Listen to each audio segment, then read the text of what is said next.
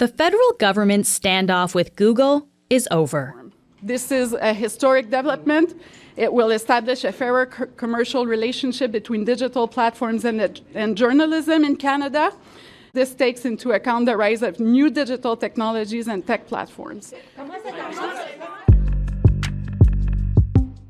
For more than a year, the government and Google have been trying to come to an agreement over how to move forward with Bill C-18, the Online News Act, which would see tech giants pay Canadian news outlets for their content. Last week, the two sides struck a deal that will have Google pay $100 million a year into Canadian journalism. And this isn't just important in Canada. Places around the world are looking to adopt similar legislation, trying to tackle the imbalance between big tech and local journalism. Taylor Owen is the founding director of the Center for Media, Technology, and Democracy, and an associate professor at McGill University. Today, he tells us what impact this deal might have here in Canada, and what message it sends to other countries looking to bring in similar measures. I'm Menaka Raman-Wilms, and this is The Decibel from the Globe and Mail.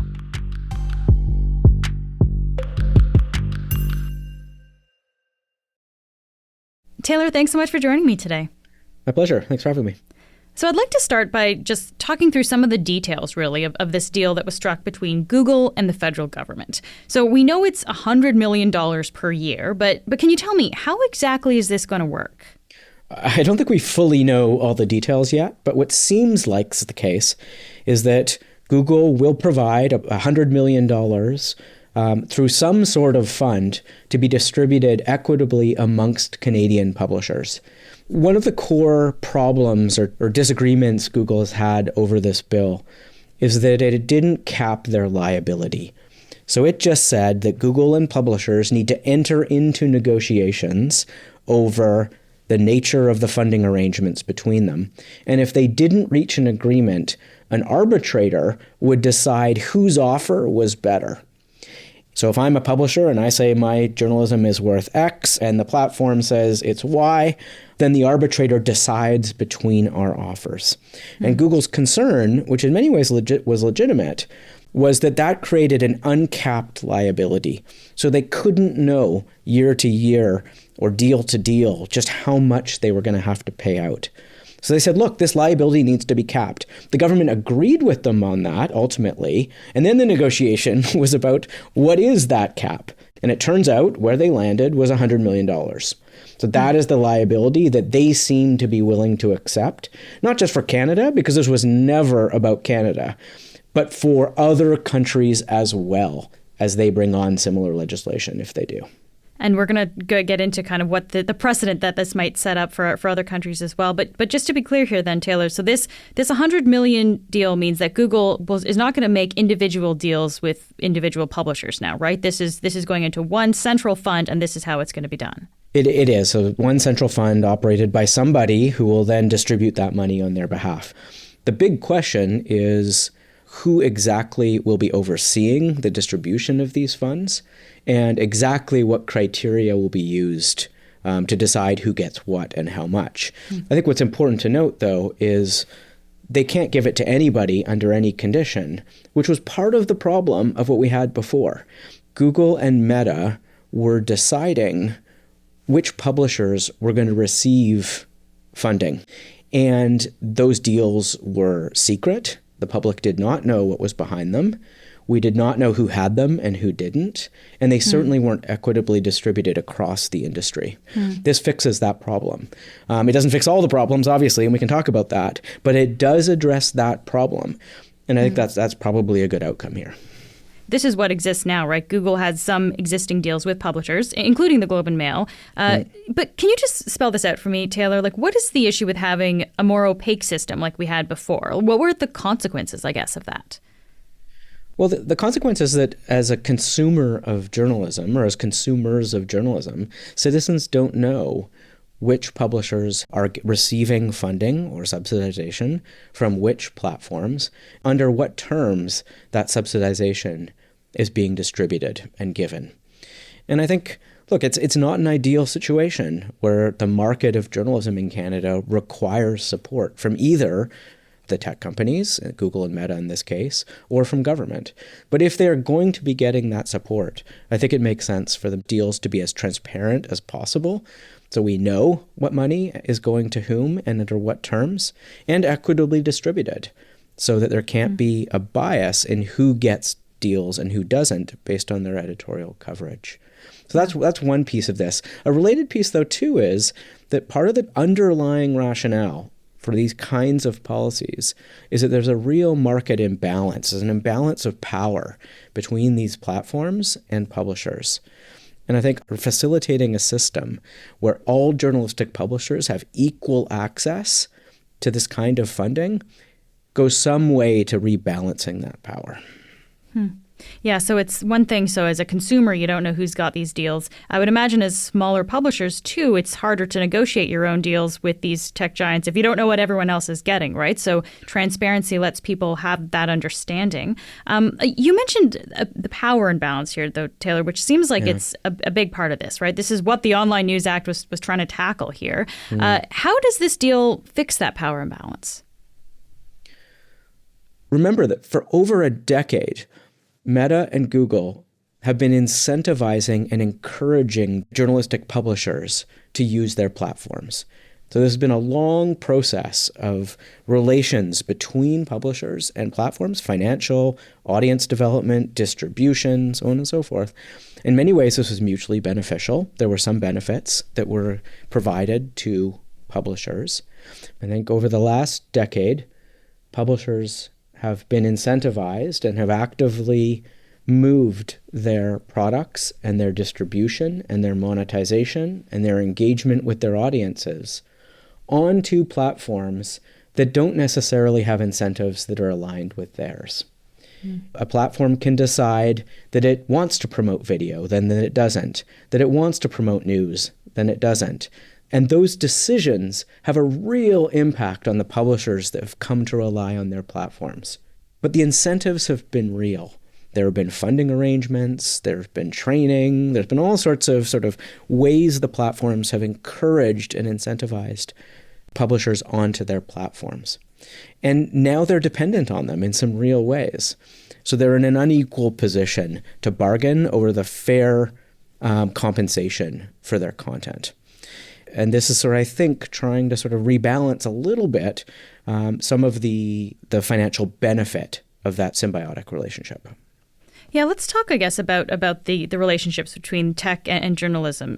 Google has been pretty forceful in its criticism of the Online News Act. It threatened, of course, to pull Canadian news from its platform, which is what Meta did earlier this year, right? So I guess the big question is, why didn't Google do the same thing as Meta? Why did Google decide to stick with Canadian news? For Google, a core element of their value proposition to users is to help people find reliable information. So the costs to erasing journalism from that proposition is a huge cost, and I would argue is existential to them. I don't think they can remove journalism. Meta doesn't make that same value proposition. Meta is saying they're going to provide you with information that is not necessarily reliable, but that is interesting, the content that you might want to see. So for them, getting out of news is a very different thing. And in fact, if you look at the way Meta distributes news on their platform globally, you see a very steep decline over the past 5 years. It seems clear from the outside that Meta is getting out of news everywhere. So cutting it off in Canada is sort of the last nail in the coffin here, but it's part of a long decline.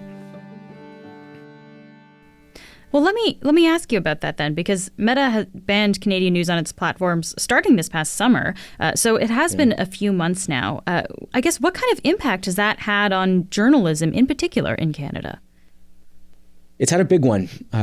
We run a project called the Media Ecosystem Observatory, which studies the circulation of information through our media ecosystem on various social platforms in Canada.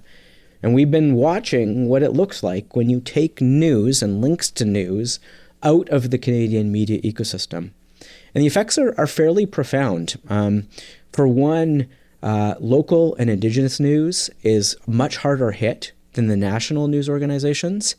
In part, I think, because the national organizations can still cater to international traffic, to international audiences, whereas local ones don't. So we've seen about a 90% decline in local and Indigenous news organizations of the reach of their journalism on Meta and Instagram. Another thing that's interesting, though, is in political discourses. So on, for example, Facebook pages that talk about politics, places where news really features quite prominently for obvious reasons. When you take away news, links to news get replaced by the sharing of more images. And those images are very often memes. So in political groups, we're seeing less discussion of journalism and more discussion of memes. But I think probably the most striking finding of this initial work is that we're now seeing 5 million fewer incidental views of Canadian journalism on Facebook a day in Canada.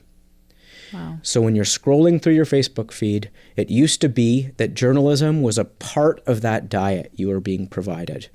The presence of that information in our ecosystem makes us a little bit more resilient to some of the forces we see online of misinformation, of disinformation, of false information circulating through our system, which is just not the case in the United States. It really does differentiate us from them. But what happens, and I think this is the open question, is if you take journalism out of that equation, if we no longer have journalism flowing through our social media ecosystem, I believe personally that we will be losing some of that resiliency that we've built up. We'll be back in a moment.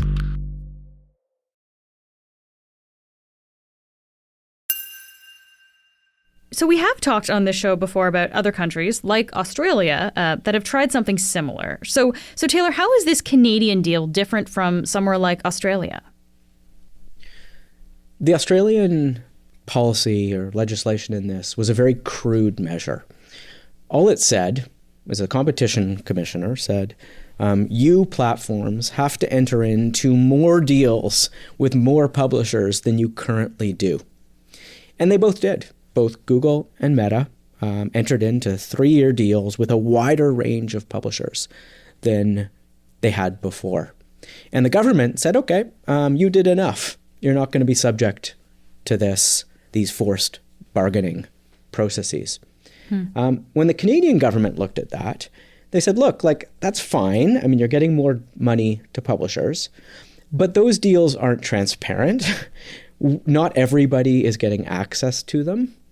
They are not being equally distributed across the media ecosystem. So instead of using a kind of somewhat crude competition policy measure, they used a regulatory one. And the advantage of that is that the government can set the rules that the platforms and the publishers need to follow in entering into these deals.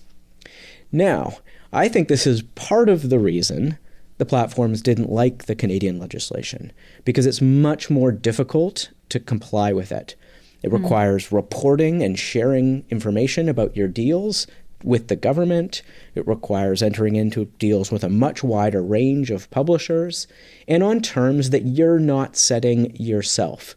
And one thing we know about these companies is they do not want to operate their businesses under the constraints of regulation.